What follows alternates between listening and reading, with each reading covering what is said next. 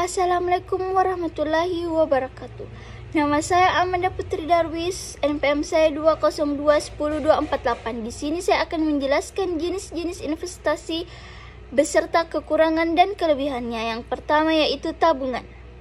Tabungan menyimpan sejumlah uang di bank yang dapat diambil dan dipergunakan di kemudian hari jika pemilik tabungan memerlukan. Keuntungan tabungan: 1. Dapat diambil dengan mudah dan tidak memiliki resiko. Yang kedua, transaksinya mudah. Kerugian tabungan yaitu: 1. Uang dapat dengan mudah berkurang karena dapat diambil kapan saja dengan mudah. Yang kedua, bunga tabungan kecil. Jenis investasi yang kedua yaitu deposito. Deposito menyimpan uang untuk periode tertentu. Bila belum jatuh tempo, uang tidak dapat diambil atau akan mendapat penalti atau denda bila diambil sebelum waktunya. Dendanya disesuaikan dengan kesepakatan yang telah diperjanjikan. Keuntungan deposito yaitu: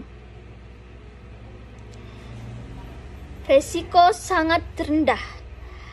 Yang kedua, bunga yang dapat diterima lebih besar dibandingkan tabungan biasa. Kerugian deposito yaitu keuntungan atau bunga yang diterima lebih sedikit bila dibandingkan dengan jenis investasi yang lain berhadapan langsung dengan resiko pasar. Yang ketiga, jenis investasi yang ketiga yaitu reksadana. Reksadana merupakan tempat menghimpun dana secara kolektif. Dana yang terkumpul akan dikelola oleh manajer investasi yang akan diinvestasikan pada jenis investasi lainnya. Bila mendapat keuntungan atau kerugian, akan dibagi secara rata untuk para investor. Ini dapat menjadi pilihan bagi Anda yang baru memulai untuk berinvestasi. Jenis resikonya berbeda, tergantung jenis resiko yang dipilih. Jenisnya adalah reksadana pasar uang, reksadana pendapatan tetap, reksadana saham, dan reksadana campuran. Keuntungan reksadana yaitu tidak perlu memiliki banyak pengetahuan karena dikelola oleh manajer investasi.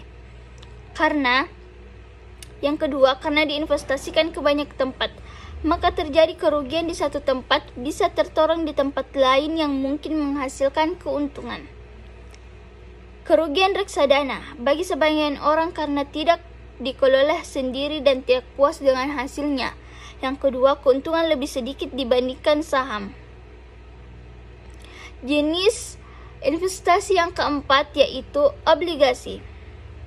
Obligasi adalah merupakan surat tanda bukti hutang. Merupakan bukti bahwa kita memberikan hutang kepada perusahaan tertentu atau pemerintah. Pihak yang berhutang akan memberi bunga untuk jangka waktu tertentu. Jangka waktu pengembalian hutang lebih dari 1 tahun. Obligasi yang paling aman adalah obligasi atau surat utang dari negara. Keuntungan obligasi yaitu: 1. Memberikan pendapatan tetap atau fixed income berupa kupon. Yang kedua, keuntungan atas penjualan obligasi yaitu capital gain. Yang ketiga, bunga lebih besar dibandingkan deposito. Kalau kerugian obligasi yaitu: 1. Risiko perusahaan tidak mampu membayar kupon obligasi maupun risiko perusahaan tidak mampu mengembalikan pokok obligasi. Yang kedua, risiko tingkat suku bunga, interest rate risk. Yang ketiga, jangka waktu panjang kurang lebih dari setahun sehingga tidak dapat dicairkan bila diperlukan atau bila ingin berinvestasi yang lain. Yang keempat, bila pihak yang berhutang bangkrut, berarti tidak dapat mengembalikan hutangnya. Jenis saham yang kelima yaitu saham. Memiliki saham berarti Anda memiliki kepemilikan dalam suatu perusahaan. Uang yang kita tanamkan dijadikan sebagai modal untuk perusahaan tersebut. Perusahaan akan memberikan keuntungan yang diterima akibat yang diterima kepada para pemegang saham yang disebut sebagai dividen. Bila dinilai baik atau banyak orang yang berminat untuk membeli saham suatu perusahaan, harganya akan naik. sehingga bila Anda menjual sahamnya akan memperoleh keuntungan. Sebaliknya, bila perusahaan menderita kerugian, harga sahamnya dapat turun sehingga Anda dapat menderita kerugian. Keuntungan saham yaitu 1. Dapat mendatangkan keuntungan yang sangat besar bila harga saham naik. Yang kedua, dengan modal sedikit dapat diperoleh hasil berkali-kali lipat. Kalau kerugian saham yaitu resiko kehilangan modal jika perusahaan bangkrut atau palilit. Yang kedua, resiko kehilangan modal jika perusahaan. Resiko kehilangan juga terjadi ketika saham turun. Jenis investasi yang keenam yaitu emas. Harga emas cenderung naik setiap tahun. Itulah sebabnya banyak orang yang membeli emas kemudian menjualnya saat harganya naik. Bila hendak digunakan untuk investasi, emas yang dibeli hendaknya berupa logam mulia, batangan atau koin daripada emas dalam bentuk perhiasan. Emas batangan atau koin tidak mengalami penyusutan atau ongkos pembuatan yang biasa dikenakan apabila kita menjual dalam bentuk perhiasan. Keuntungan emas yaitu 1. Termasuk aset liquid atau aset yang mudah dijual. Yang kedua, tahan lama. Yang ketiga, harga stabil cenderung naik. Kerugian emas yaitu 1. Emas tidak membuat pemiliknya bertambah kaya. Yang kedua, ada kemudian nilai emas anjlok. Yang ketiga, tidak dapat memberikan penghasilan rutin. Yang ketujuh, properti.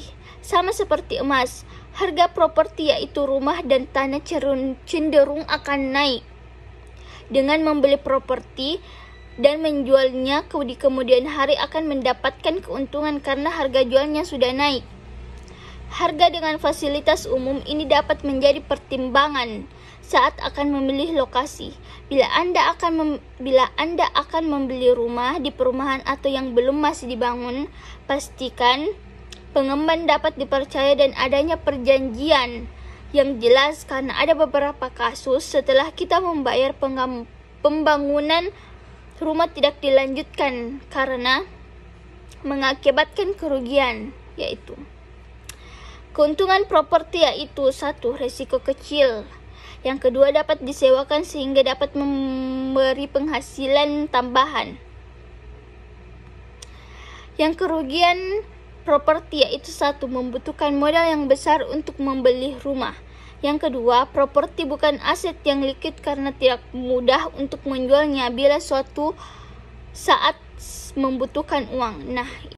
Nah, itulah beberapa jenis investasi beserta kekurangan dan kelebihannya. Tinggal Anda yang menentukan hendak berinvestasi jenis apa. Masing-masing memberikan keuntungan. Hanya saja Anda harus jeli untuk memilih. Tidak ada salahnya jika Anda memilih investasi yang kecil terlebih dahulu untuk mengetahui lebih lanjut perkembangan investasi Anda. Selamat mencoba. Sekian dan terima kasih. Saya pamit undur diri. Assalamualaikum warahmatullahi wabarakatuh.